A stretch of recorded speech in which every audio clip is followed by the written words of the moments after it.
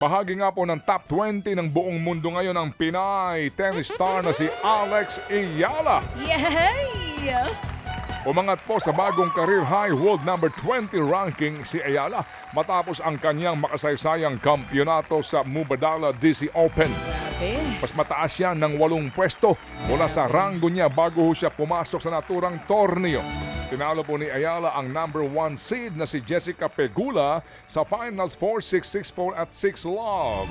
Ito ang unang beses na nasungkit ng WTA Tour title ang isang Pilipino o nakasungkit ang isang Pilipino ng WTA Tour title. Balik aksyong kaagad ang 21 anyos pa lamang para po naman sa kanyang haharapin sa Canadian Open. Makakalaban niya ang Amerikanang si Alicia Parks.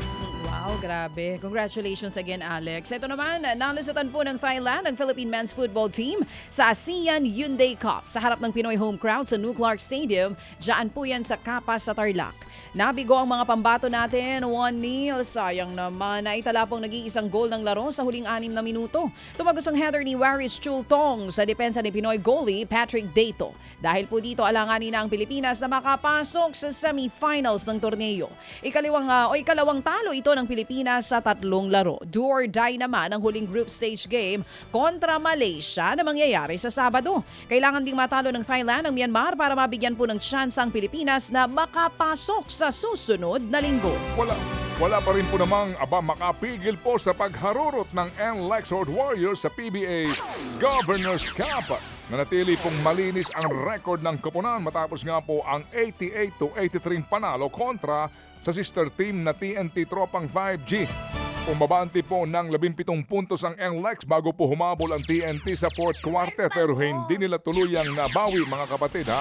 Hindi po tuluyang pong nabawi ng TNT ang kalamangan. Pinakaba ng tropa ang NLEX kahit na po wala ang players na sina Jordan Heading, Calvin Oftana at RR Pugoy dahil po sa kanilang mga injuries. Top scorer po naman sa NLEX ang import na si Dequan Jones matapos ang kanyang 27 puntos. Wala pa rin pong talo sa 6 na laro ang NLEX. Ang tropa naman ay meron na pong tig-3 talo at panalo. Nakabawi naman po ang Titan Ultra Giant Risers kontra sa guest team Macau Giant Panda sa PBA Governors Cup. Napigilan po ng Titan ang ambang comeback ng Macau para sa 132-128 na panalo. 29 puntos ang lamang ng Giant Risers sa second quarter bago unti-unting humabol ang Macau. Pambawi po ito ng Giant Risers matapos matalo sa Giant Panda sa unang laro ngayong conference. Nagtala po ng 36 points at 10 rebounds si import Tyrell Brown para sa Titan. 18 naman po ang ambag ni Joshua Munzon. Kapwa may 2 wins at 5 losses ang Titan at Macau sa ngayon. Abang formal po namang hiniling ng Rain or Shine Elasto Painter sa PBA na maimbestigahan daw ang banggaan ni na Adrian Nocum at Meralco Bolts veteran Cliff Hodge. Sa isa pong sulat, naniniwala daw po ang Elasto Painters na mayroong intensyon daw na manakit si Hodge sa naturang insidente. Ito nga pinag-uugat sa untugan ng tuhod ni Nocum at Hodge sa third quarter po ng laro ng ROS at Meralco noong pong linggo. Tinawagan po ng unsportsmanlike foul si Hodge sa naturang pong play. Dagdag pa ng koponan, hindi ito ang unang mapanganib umanong insidente ang kinasangkutan ni Hodge. Napuruhan na rin daw noon ni Hodge ang kaliwang mata ni Deo Cuajao. Samantala po naman mga kapatid, ang sabi ho naman ng Bolts ay walang basehan ang naturang akusasyon. Tinatangka lang daw mga kapatid na kumuha po ng offensive foul ni Hodge sa naturang play na ngayon nga po ay naging kontrobersyal.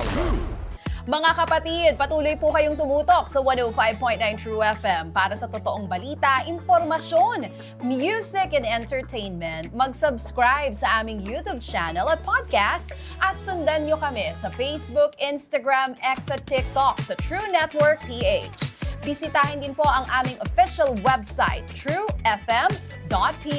At panoorin din kami sa True TV Signal, Channel 19. Kami po ang 105.9 True FM. Laging true sa'yo, kapatid.